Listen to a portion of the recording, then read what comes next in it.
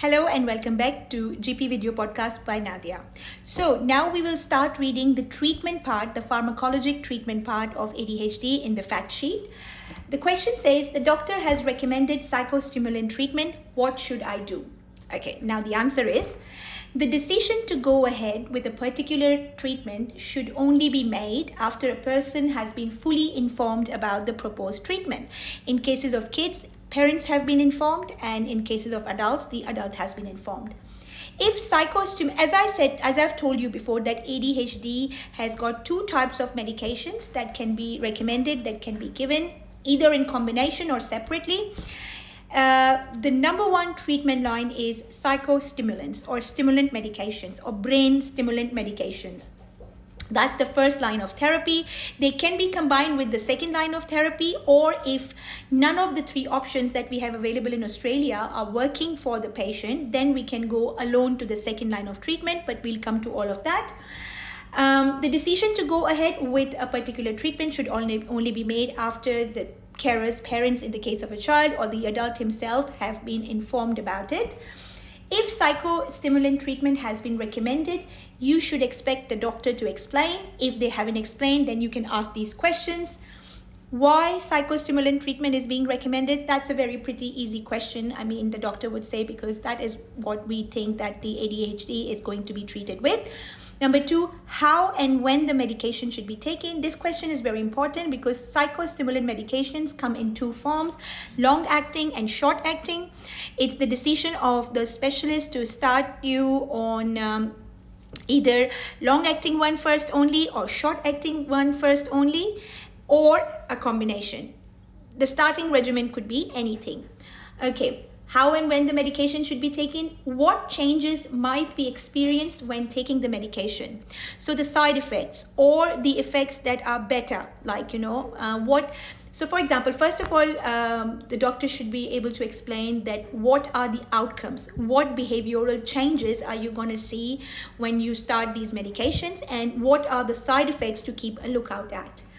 Possible side effects from taking the medication, how progress will be measured and monitored, and how frequently the treatment will be reviewed. How progress will be measured and monitored as to what should you expect, in how many days or hours should you expect the results to be seen, and what are the measurements, what should you look forward to in the kid or the adult.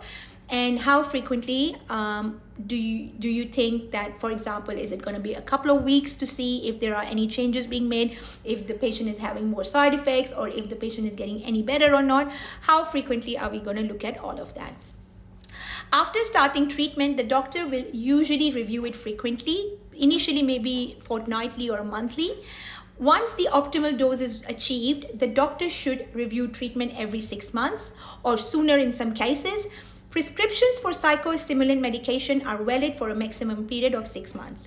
So once that 6 months period the initial 6 months period is achieved, and the child or the adult is stable on it, then the specialists and parents can, in conjunction with each other, decide whether they want to give this authority to the GP to be able to prescribe it. But as I said, the specialist should see the patient at least once a year. Then again, the question is, why are psychostimulants used to treat ADHD? Psychostimulants are the most common medications used to treat ADHD. Studies show that they are the most effective medications for treating ADHD in children and adolescents.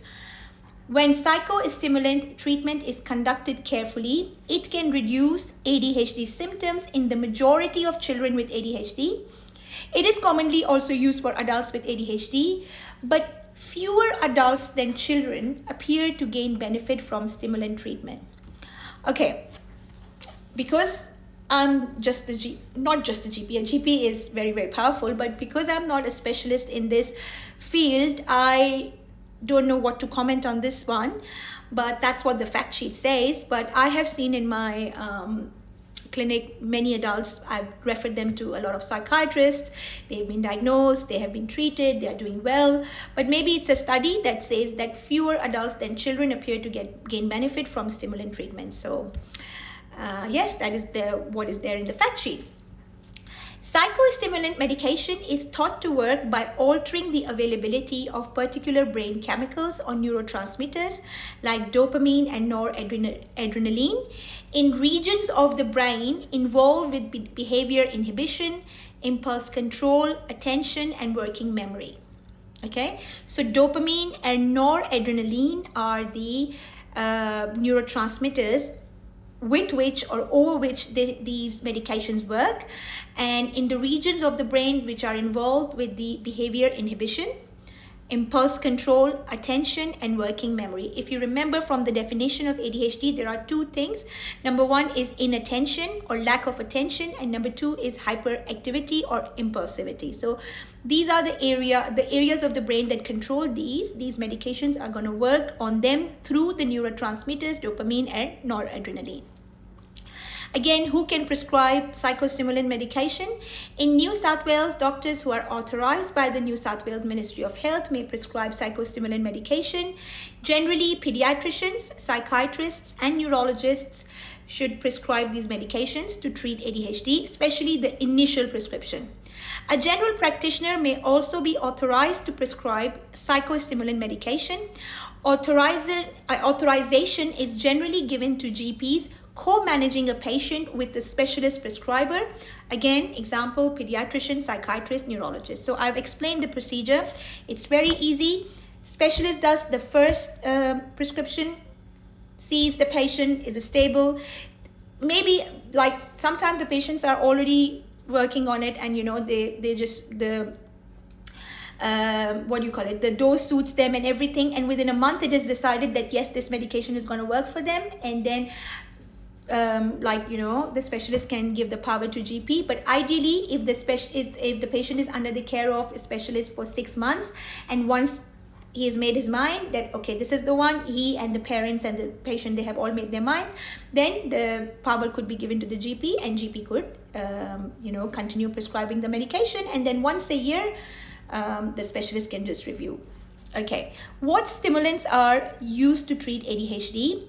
In Australia, the psychostimulant medications mainly used to treat ADHD are dexamphetamine, Lisdex amphetamine, and methylphenidate. These are the three medications: dexamphetamine, Lisdex amphetamine, and methylphenidate.